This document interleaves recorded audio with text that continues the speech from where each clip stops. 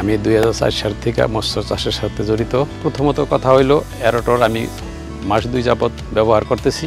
আমার যেই মাছের অক্সিজেন ফল করিয়া মাছ মারা যাইতো, আমার পুষ্করিণীতে কয়েকবার দুর্ঘটনা ঘটছে। আমি এটার জন্য যে প্রশিক্ষণ নিছি, আমার মনের সাথে একমত হয়েছে।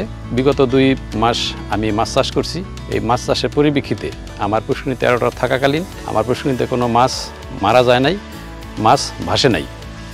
আমার পুষ্করিণীর মাছ আমি হারভেস্ট করছি, যার ফলে আমি অন্য বছরের তুলনায় একটু ভালো পাইছি এবং আশা করি সামনে আরও ইনশাল্লাহ রেজাল্ট ভালো হবে। যে এইচডিএসের প্রকল্প থেকে আমার যে প্রশিক্ষণ দিছে এবং আমার যে আর্থিক সহায়তা দিছে, এটার জন্য আমি এইচডিএসের কর্মকর্তা যারা আছে ধন্যবাদ জানাচ্ছি।